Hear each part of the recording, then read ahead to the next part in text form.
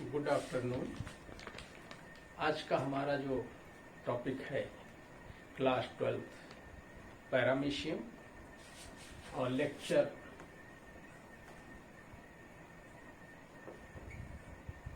Fifth.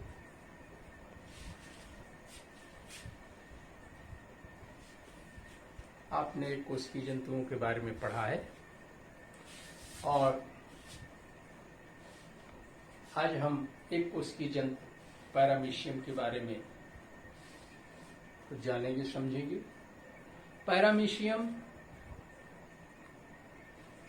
जलीय जीव है, जल में पाए जाने वाला सबसे छोटा जंतु है। और अगर हम इसके क्लासिफिकेशन की बात करते हैं, पैरामीशियम के क्लासिफिकेशन में पैरामीशियम का फाइलम प्रोटोजोआ है, क्लास सिलिएटा, ऑर्डर हाइमेनोस्टोमेटिडा, जीनस पैरामीशियम और स्पीसीज कॉर्डेटम।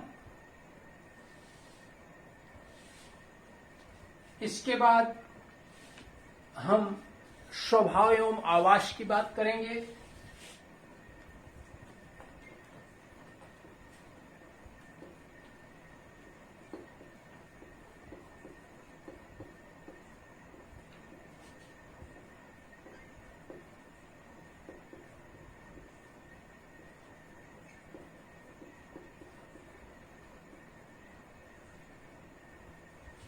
हैबिट एंड हैबिटाट की बात करेंगे तो हम ये जानते हैं कि पैरामीशियम नदी में, तालाब में, झीलों में, पोखरों में, अलवणी जल में पाया जाता है और इसकी वाह्य संरचना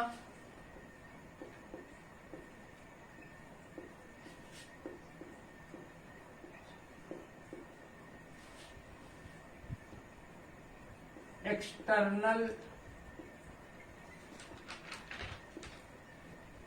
स्ट्रक्चर।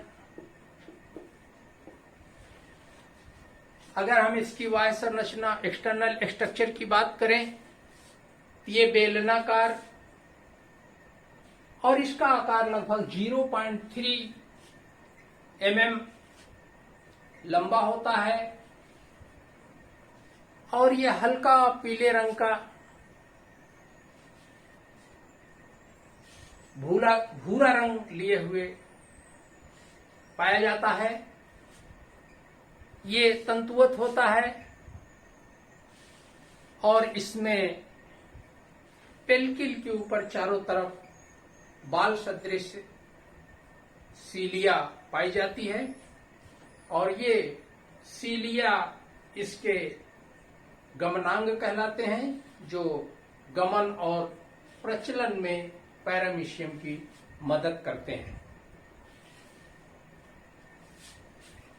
आगे हम प्रजनन की बात करते हैं, रिप्रोडक्शन।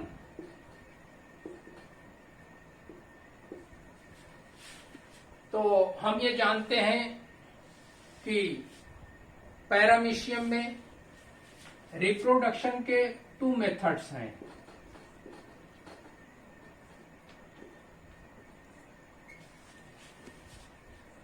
नंबर 1,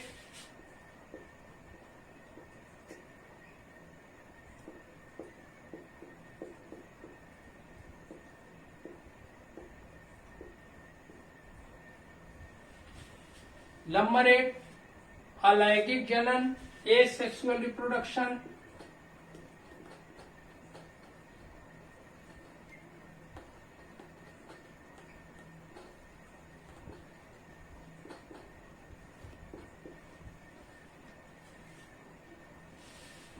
इसमें अमीबा के अंदर गुणसूत्रों का सूत्री विभाजन होता है और सूत्री विभाजन के फलस्वरूप मियोसिस डिवीजन के फलस्वरूप एक पैरामीशियम से दूसरे पैरामीशियम का निर्माण हो जाता है और इसको समझने के लिए हम संलग्न चित्र पर ध्यान देंगे, हमारी समझ में आ जाएगा। दूसरा, लैंगिक जनन।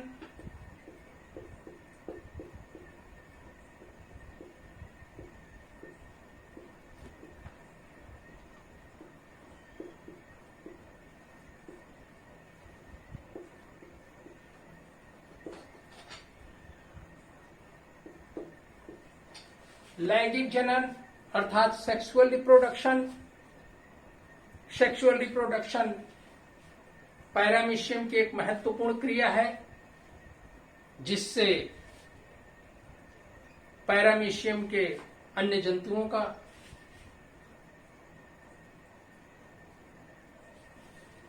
विकास होता है और इस पैरामीशियम की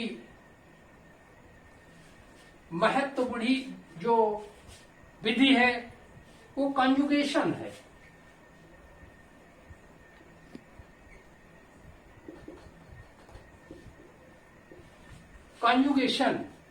कॉन्जुगेशन के माध्यम से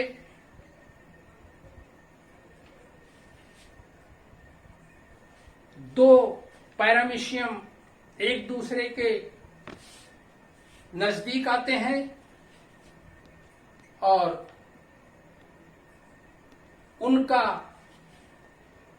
एक्टोप्लाज्म डिसॉल्व हो जाता है, एंडोप्लाज्म एक ब्रिज का निर्माण कर लेता है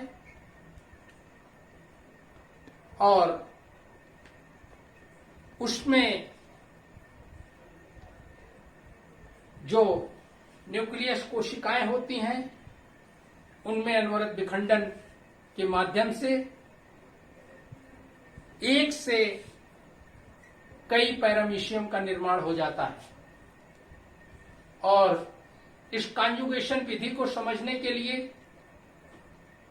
जो हमारे पास डायग्राम है, उस डायग्राम को अगर हम ध्यान से देखें तो हमारी समझ आ जाता है कि पैरामीशियम में कॉन्जुगेशन मेथड किस तरह से काम करता है और इस लैंगिक जनन की क्रियाविधि के द्वारा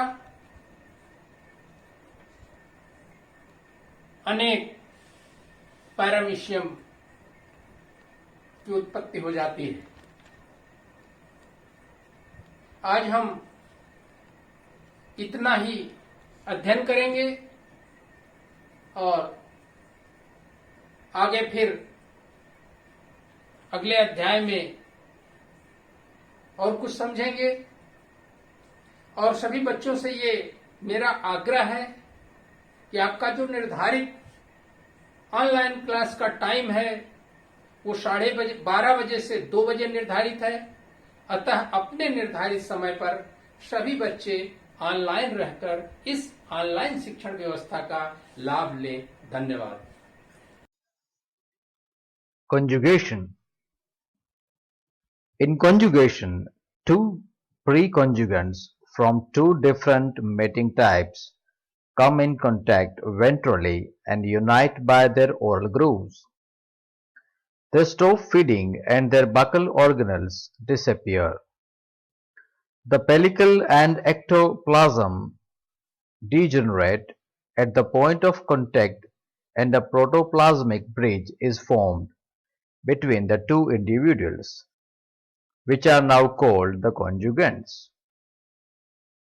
The conjugating pairs continues to swim actively and sequence of complicated nuclear changes takes place in each animal.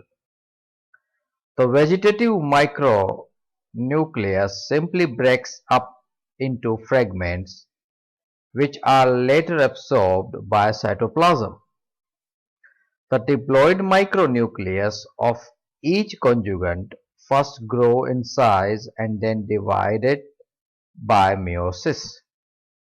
Thus, four haploid daughter micronuclei are produced, of which three degenerate and disappear in each conjugate, while remaining one divides by mitosis, forming two unequal pronuclei.